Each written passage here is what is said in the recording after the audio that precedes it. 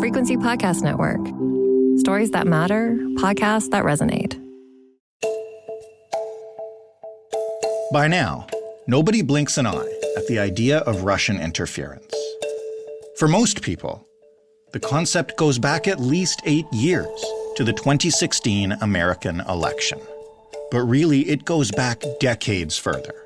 And the former Soviet Union has used that time to perfect the strategy. The DOJ charged 2 Russian media executives in an alleged plot to illegally funnel millions of dollars to right-wing influencers by way of a pro-Trump media outlet.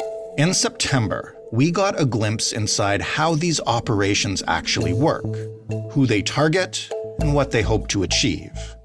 And all you need to do to see the results is read through the conspiracy theories, which you can find under any breaking news story. So what did we learn about Russia's intelligence operation that we didn't know before? What exactly, in concrete terms, do they expect for their investment? Did the personalities that the Department of Justice claims were involved really not know where the money was coming from? And what role does Canada play here? Victim? Facilitator? Or simply caught in the crossfire?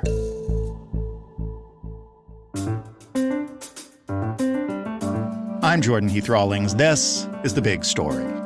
Stephanie Carvin is a former national security analyst, an associate professor at the Norman Paterson School of International Affairs, and the author of Stand on Guard, Reassessing Threats to Canada's National Security. Hey, Steph. Hello. Why don't you just start by explaining what we've learned about Russian influence operations over the last month or so that we didn't know before and how that came about?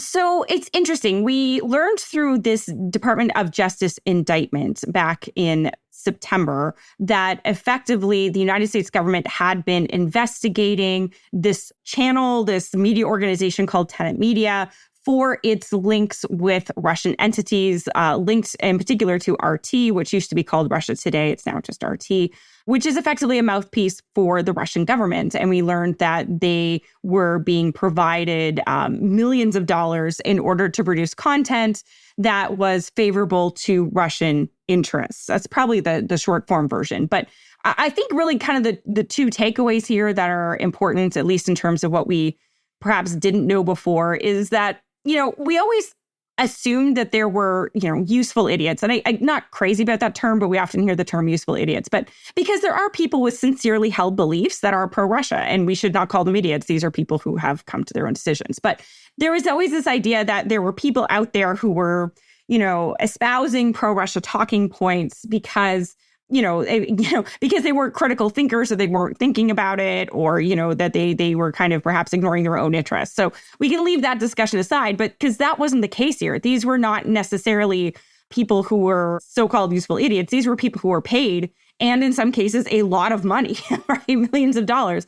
Now, these individuals may still believe the talking points that they were espousing, or at least some of it. But the fact is that from this indictment, we learned that they were actually being given specific talking points to put out on social media, and that there was actually a lot of coordination between this media outlet and the Russian government, or at least Russian-controlled entities. So the fact is that, this was far more direct than I think I had really assumed. And the second thing is that there was a substantial Canadian component to this, right? We're always looking for that elusive Canadian angle, but here it is, pretty in black and white. The media outlet in question, Tenet Media, was unnamed in the indictment that the Department of Justice put out. We should be very clear about that, we're talking about Tenet Media because, reporters have effectively put it together. This is the media outlet in question because of just the sheer amount of evidence that makes it clear that was the entity. But, this was controlled by a Canadian influencer who was known as Lauren Chen and her husband, Leon Donovan. And these were Canadians, and they employed another Canadian, Laura Southern, who's well known in kind of alt-right or far-right media circles for a lot of the content that she produces as well.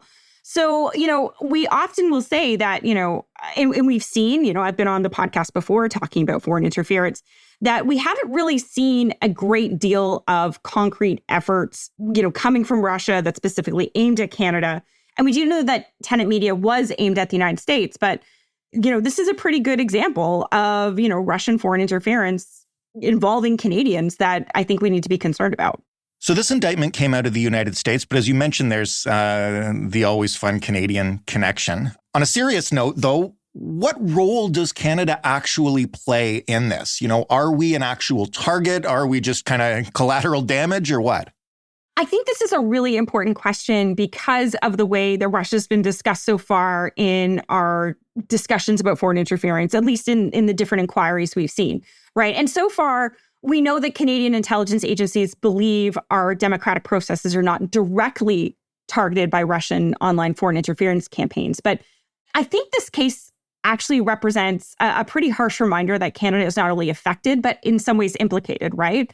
And I think this really happens in three ways. Canada is in some ways collateral, participant, and example. And by collateral, I mean that our media system is so heavily interlinked with the United States. And, there's a 2021 study which found that Canadian users on Twitter followed far more accounts based in the U.S. than in Canada. And that for every tweet retweeted from a Canadian-based user, 10 tweets are actually retweeted from U.S.-based users. That's how heavily integrated we are with especially on social media accounts, right? So what happens in the U.S., the kind of targeting of U.S. populations also, therefore, impacts us pretty heavily. I think we're a participant, though, because Canadian influencers, as we're seeing in this case, are allegedly directly and indirectly involved in these efforts, right? And, we've already mentioned the fact that the media owner and one of the major podcasters or influencers in this network were Canadian. And honestly, it wouldn't surprise me if there's more Canadians that are involved in these efforts that we just simply may not yet know about. And finally, I suggest that, Canada is this example. And this is what's interesting to me is that, in a lot of these efforts that are being used by Russia, Canada is often represented as this kind of funhouse mirror for other countries out there. Either we're this kind of socialist hellhole or some kind of paradise of free healthcare and liberal norms. And I think all Canadians know that's not true. But when it's set in propaganda, Canada becomes this convenient foil and morality tale for other countries, particularly the United States. So we see these influencers saying, hey, I'm Canada, I live in Trudeau's hellhole, and let me tell you about why you need to elect Donald Trump as a result. So the relationship here with Russia, even if it isn't that direct interference in our electoral processes, it's clearly still having an impact on not just Canada, but I think Canadian interest abroad, and also perhaps the way we as a country are being perceived. People have been talking about Russian influence and Russian interference for years now. I mean, even for folks who don't pay a lot of attention to national security, probably around the 2016 election was when it first became a larger discussion. How has Russia's strategy evolved since those early days? Like, give us a sense of the context and what it's trying to do here. So I'm not so sure that it is evolved as it is almost back to basics. So it's kind of actually going back to where we were in the Cold War. And if you think back, during the Cold War, there was actually a lot of effort by the USSR to establish fronts and trusted voices. And by trusted voices, I mean people that you think come from your community and you think are kind of well-grounded in who you understanding who you are and where you come from, and then can speak to perhaps the causes that Russia was supporting. There's a really great book I'd recommend to anyone. It's called Propaganda and Persuasion, The Cold War and the Canadian-Soviet Friendship Society by a historian called Jennifer Anderson. And she actually details a lot of the efforts that were specifically aimed at Canada during the Cold War. Can you give us an example or two? Yeah, sure. There was this Canadian-Soviet Friendship Society that was effectively funded by the Soviet Union. And it was run by an individual, Dyson Carter, who during the Cold War, he would he wrote books. One book was called We Saw Socialism and talks about, what a paradise the USSR was. They put out a brochure every month and it was called Northern Neighbors, right? Because the Soviet Union was our neighbor to the north.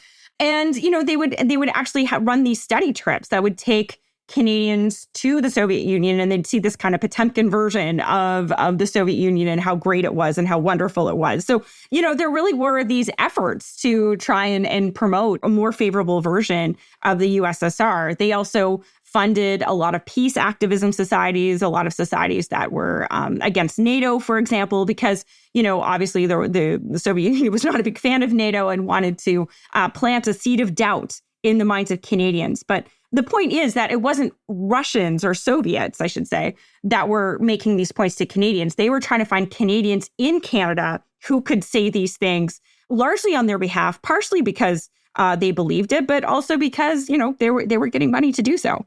Looking for the pre-social media influencers. Exactly. When we talk about Russia giving this media company talking points and what their goals are, what does Russia actually want here? I think, a lot of people assume that they have these concrete things, like it wants to get Trump elected, right? But in a bigger sense, what is the goal of this mission? So I think there are a couple of goals, and many of them are, getting back to your previous question, actually a lot of the same goals that existed during Soviet times, right? One of the key things is they want to undermine citizen confidence in democratic governance, right? So consistently portraying governments as corrupt or controlled by a certain group of elites that are against, the real people, the real Americans, the real Canadians, and things like this.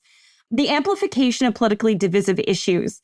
It's not so often that Russia actually invents things that impact our discussions about, social issues and stuff like that. They actually look for, Clint Watts, who is a former FBI agent and now I believe works for Microsoft in their threat analysis team. He always talks about how Russia is looking for social cracks and trying to turn them into chasms, trying to widen the divide between us and increase polarization, as it were. Because if we're busy fighting ourselves, well, we're probably not going to be busy fighting, international wars that might involve Russia. But other things, eroding trust between citizens and trying to target elected officials and democratic institutions so that Canadians don't believe in them. So lies about election security and, the idea that our elections are vulnerable or that, illegal migrants are voting. This is something we're hearing a lot in the United States right now in particular. And then, obviously things like popularizing the same kinds of foreign policy goals that Russia has, kind of disparaging Ukraine, suggesting that they're Nazis and a Nazi government. And yeah, all of these kinds of issues which seek to really kind of get us wound up, get us mad at each other, that kind of portray Russia as, or at least Russian interests as kind of our real and true goals. This is as true now, I think, as it was, the 1950s and 60s.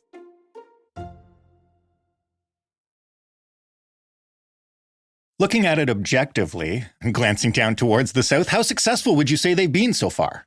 It's hard to say. I think there's clearly, if anyone goes on social media right now, it's definitely a polarized environment. It's a difficult environment. So if they're contributing to that polarization, yeah, they might feel that they're doing well.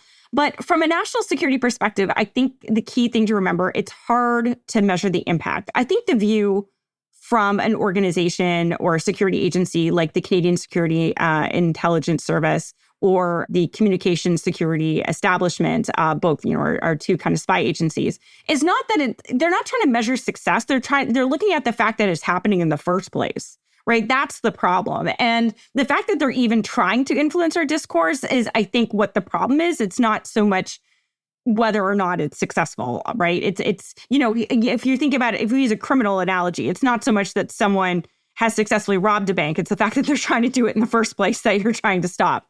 In the case of Tenet Media, we can look at them. They had a large number of views. I think Lauren Chen in particular had something like 500,000 subscribers to her media channels.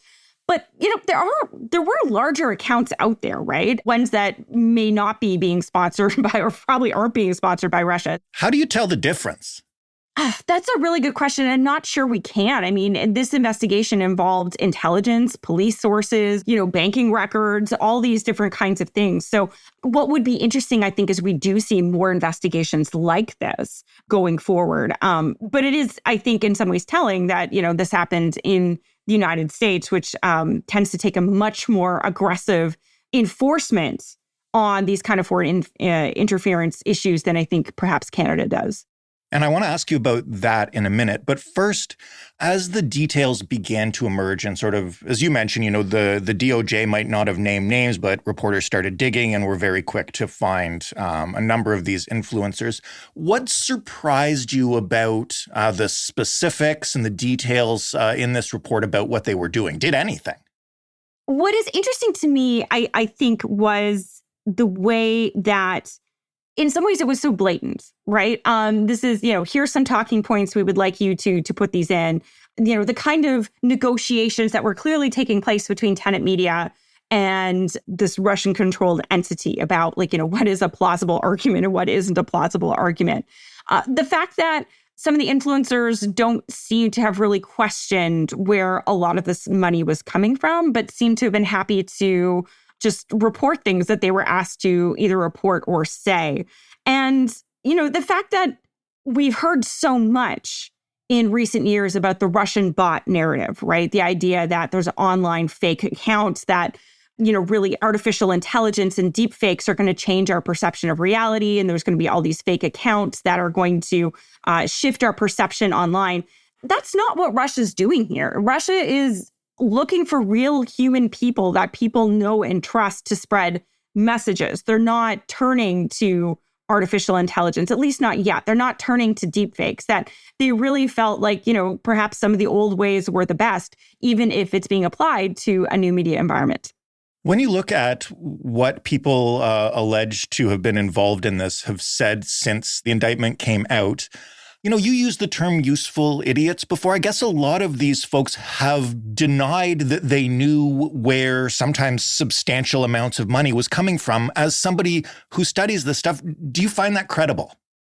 These individuals were certainly incurious, and it does, at least to me, raise the question, and I highlight here question, have these people been taking money before? Was this kind of a regular practice that perhaps things went on?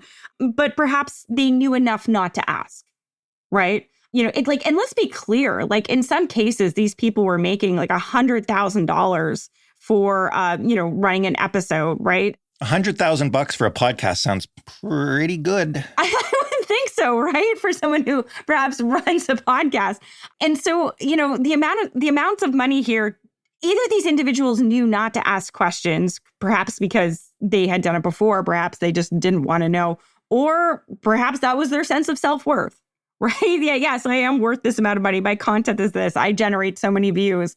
Either way, I do think it is a little odd, and I think it's a good reminder to people who, when they are offered a substantial amount of money to do things, that there really is perhaps no such thing as a free lunch.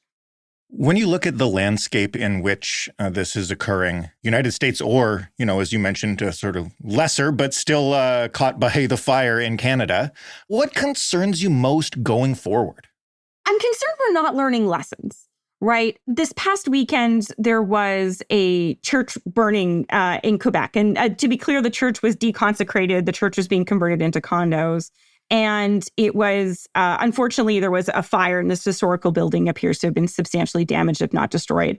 And all of a sudden, we saw on social media all of these talks about how Catholic churches are being targeted and burned. And there have been a lot of church burnings. I'm not disputing this, but even before we knew the cause of the fire, without any suggestion that this was arson, I mean, construction sites are full of dangerous materials. They catch fire all of the time. There were online rumors about, how Catholics are being targeted and victimizing in Trudeau's Canada, right? And there was even edited footage of Trudeau, which talked about this in such a way that made him look like he didn't care. And we do know that even RT itself was posting about this, right? Their Twitter, I mean, I still call it Twitter. I know it's X, but they were tweeting about this. And we did see prominent Canadians retweeting this content. And I'm like, guys, the Tenet Media issue was 4 weeks ago. Right. Are we learning lessons? And between all of the misinformation that's going out right now about the impact of, Hurricane Helene and the federal response in the United States to that, we are not learning lessons, right? If anything, I think this incident happened. I think some of us may be better educated about the threat, but, so many of us are just so quick to hit that retweet button, to share that content, and to not necessarily think about who it came from and what might be the agenda of the person behind it. And that, to me, is a real concern, right? Having gone through this tenant media issue in Canada, which gained a lot of media attention just a few weeks ago, we seem to have fallen for it almost immediately. So last thing then, you mentioned that we maybe don't take this as seriously as the United States does. What would we do if we really wanted to get serious about it? And also, is it kind of too late? This stuff is everywhere now. Yeah, it is everywhere. And I'm not convinced that we're going to easily put the toothpaste back in the tube, as it were. But I think that people are allowed to have their sincerely held beliefs, right? I don't want to sit here and come across saying anyone who tweets stuff that's pro-Russia is immediately either being paid by Putin or a useful idiot or completely delusional. Right. People come to their own conclusions. Maybe I disagree with it, but, there are reasons to question, should we be sending military support overseas to conflicts and things like this? These are legit criticisms that should be raised in a democratic government. But where there are these indicators of support, I would love to see more charges, more investigations. In Canada, we're not good at this. We have heard, particularly in the foreign interference inquiry, which is happening right now, that the RCMP is struggling, right, to kind of manage the investigations. And there are structural reasons in the RCMP why this is the case that are probably a little too long for this podcast, but we really need to improve it. And we saw this past summer the passing of a bill, Bill C-70, which is going to create a foreign interference transparency registry, which is a good thing. But it also doesn't cover what happened here, right? Because the Foreign Influence Transparency Registry will only cover those individuals who may be influencing or speaking with government. These individuals were not speaking to government. They were speaking to the wider Canadian press. So we also may have to have a conversation about what kind of transparency do we want around these kinds of activities, and that if foreign countries are providing money to make podcasts at $100,000 a pop, that might be something we need to talk about. But is that then an unreasonable restriction on media freedom? It's not an easy issue, but certainly I think talking about these cases also does help generate more awareness. But we need more cases to talk about it if we want more awareness. So it really is upon our law enforcement and intelligence and national security agencies to step up and do more, especially as they've been granted a lot of the powers they've been asking for this past summer. I guess we'll see what they do with that in the next few months and years. Thanks, Steph. Thank you. Stephanie Carvin of the Norman Paterson School of International Affairs, author of Stand on Guard. That was The Big Story. For more from us, including previous conversations with Stephanie, you can head to thebigstorypodcast.ca. You can always shoot us feedback or suggestions for future episodes by emailing hello@thebigstorypodcast.ca or by calling us at 416-935-5935 and leaving a voicemail. The Big Story is available everywhere you get podcasts and in your smart speaker when you ask it to play The Big Story podcast. Thanks for listening. I'm Jordan Heath Rawlings. We'll talk tomorrow.